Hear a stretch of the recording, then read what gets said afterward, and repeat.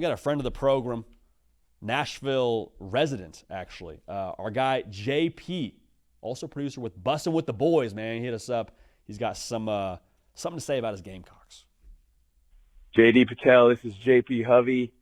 You know why I'm here. I want to talk about the South Carolina Gamecocks because what is brewing in Columbia right now might make teams want to go ahead and stop spring practice, stop fall camp, stop summer camp, stop two-a-days, whatever it is. Because I don't know if you saw the thing, but LaNorris Sellers, offensive spring MVP, Dylan Stewart, defensive spring MVP. And I would not be surprised if both of those two guys end up as the best offensive player in the country and the best defensive player in the country. We got a Heisman in Columbia. We got a first overall pick in Columbia. In spring, we've never lost. And this year, we will never lose. Thanks for your time. Love the show. We'll be in touch. JP, man. Absolute guy's guy, man. Good guy, friend of the program. I'll say this. I've been extremely vocal about my infatuation, I think is the correct way to phrase that, with South Carolina and what they are. If we were picking the playoff today, we're not. We're going to do that closer to the season in the summertime. But if we were picking the playoff today, I'd put South Carolina in the dance. I would, because I feel that strongly about who LaNorris Sellers is.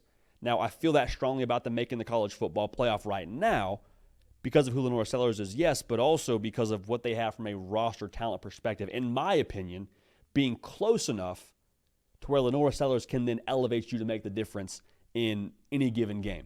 Is that the case? That's where this thing gets a little slippery. That's where this thing has a little more nuance to it. Because what I just said, you have a leading man, right? You got a guy that can make the whole movie go. You got Leo DiCaprio in your cast. It's going to be a good movie. Is it a playoff caliber movie? I don't know. But how much do we need to ask of LaNorris Sellers here? We got to go full Revenant, and we just got, a bunch of just one-shots of Leo DiCaprio out there in the snow after a bear attack, just putting on for the entire movie and carrying it on his back. Is that it every single week for South Carolina in number 16? Do we need the Revenant performance from my guy where he has to just carry them every single week? Because if that's the formula, I have major questions then. Because that's not fair for anybody. Much less a quarterback going into his second year in the SEC with the schedule that South Carolina has. So what do you have around him?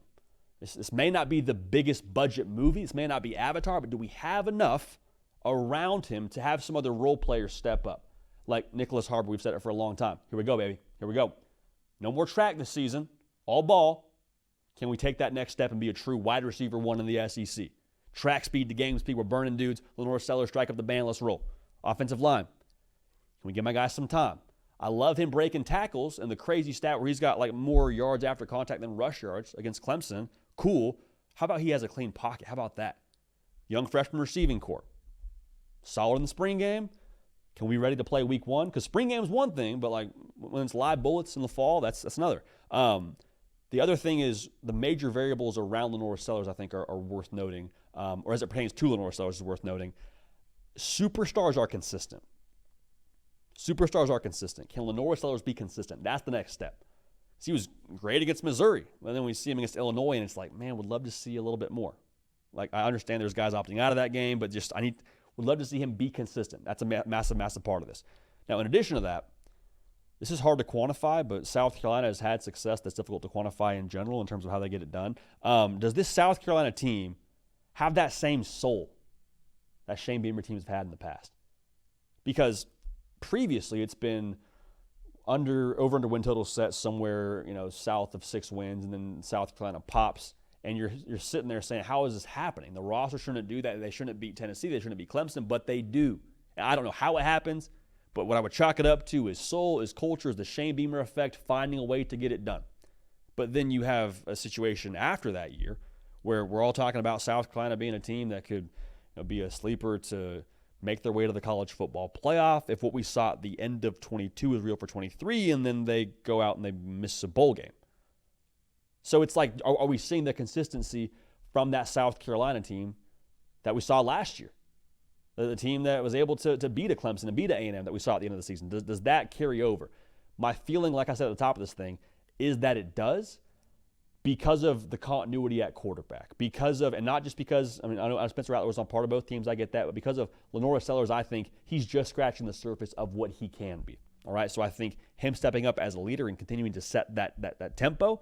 Also, Shane Beamer having gone through a year like that year where they have these expectations and underachieve, in a weird way, I think that's going to serve them, because once you make that mistake, I think you're able to negate that mistake from happening again much more easily. I think Shane Beamer will take advantage of that. So, again, give us a call, 629-888-3931. Appreciate y'all in advance for being dialed in.